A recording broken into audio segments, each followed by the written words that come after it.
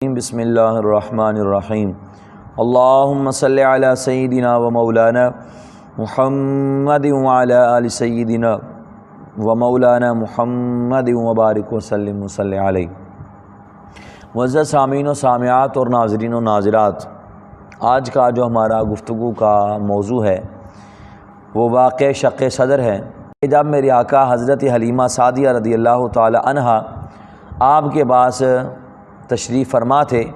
تو اسی دوران حضور کے سینہ مبارک کو چاک کیا گیا، اور یہ واقعہ ہمیں روایات کے اندر ملتا ہے۔ اور اس واقعہ سے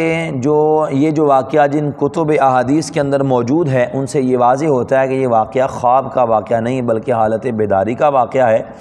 اور حالت بیداری کے اندر حضور کے سینہ مبارک کو چاک کیا گیا اور قلب انور کو باہر نکالا گیا، اسے چیرا گیا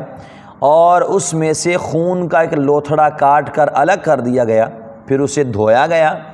اور دھونے کے بعد اسے اپنے مقام پر رکھ کر آپ کے سینہ مبارک کو سی دیا گیا۔ عرصہ دراز تک اس واقعے پر یہ اعتراض کیا جاتا رہا کہ ایسا ممکن ہی نہیں ہے کہ اگر دل کو باہر نکالا جائے، اس کو چیر کر اس میں سے کوئی ٹکڑا کاٹ دیا جائے تو زندگی کے چراغ کا گل ہو جانا یہ یقینی امر ہے۔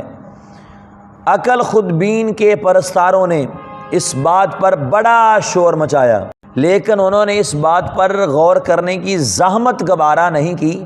کہ عقل انسانی نے طویل فکر و تدبر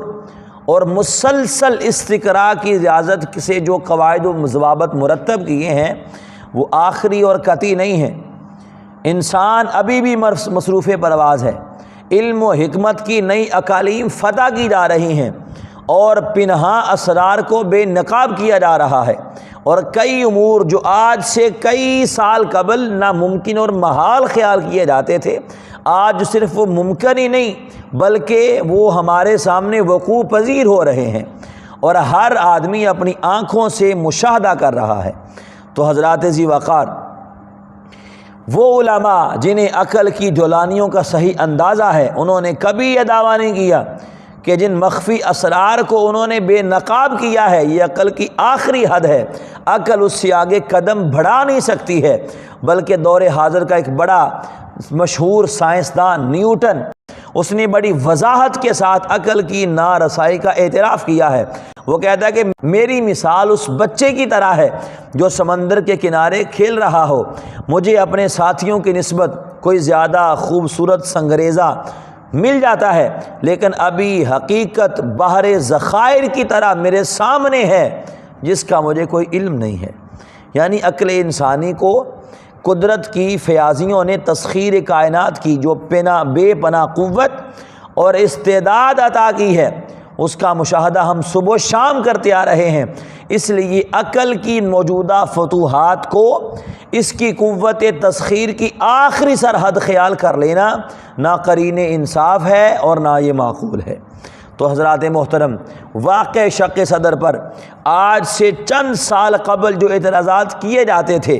انسان علم کی پیش قدمی نے اب ان بنیادوں کو بھی مسمار کر دیا ہے۔ آج بہت سے ترقی یافتہ ممالک کے سرجن دل کا آپریشن کرتے ہیں،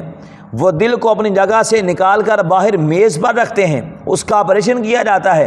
دل کی ضروری چیر پھاڑ کے بعد پھر اس کو اپنی جگہ پر رکھ دیا جاتا ہے، انسان اس سارے عرصے کے اندر زندہ رہتا ہے۔ یہ واقعہ جملہ کتب احادیث کے اندر مذکور ہے، حتیٰ کہ امام بخاری، امام مسلم جیسے محدثین نے بھی اسے اپنی کتابوں کے اندر نقل کیا ہے۔ اس کے بارے میں ایک روایت ہے جسے امام مسلم نے اپنی صحیح میں روایت کیا ہے، جسے علماء حدیث نے اصح الروایات فی القصہ قرار دیا ہے۔ آپ نے فرمایا، صحیح مسلم کے اندر ہے کہ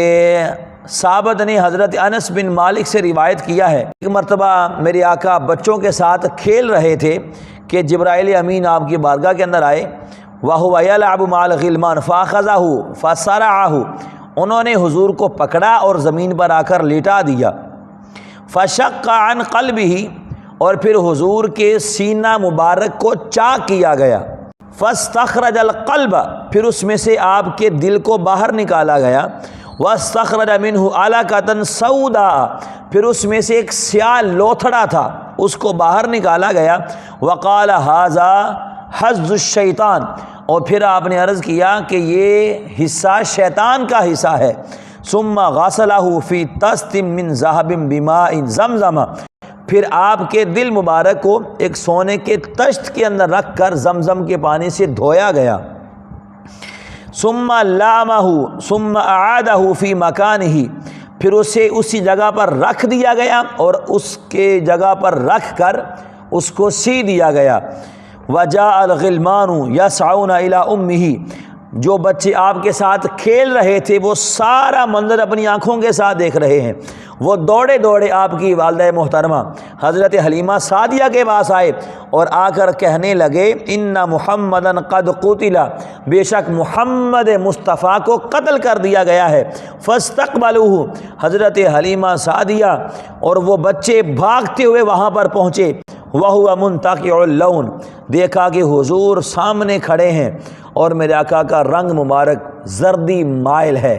تو حضرات محترم، اس سے یہ بات واضح ہوتی ہے کہ واقع شق صدر یہ کوئی خواب کا واقعہ نہیں ہے، عالم بیداری کا واقعہ ہے، اور آج کے اس دور کے اندر جب سائنس اس قدر ترقی کی منازل طے کر چکی ہے تو آج کے اس دور کے اندر ہر صاحب شعور اور ہر صاحب عقل بندہ اس بات کو مانتا بھی ہے، اور اب اس پر اعتراض کرنے کی کوئی گنجائش باقی نہیں رہی ہے۔ اللہ تعالیٰ کی بارگاہ میں دعا ہے اللہ تعالیٰ ہم سب کو حضور کے ساتھ پکی سچی محبت کرنے کی توفیق عطا فرمائے، آمین۔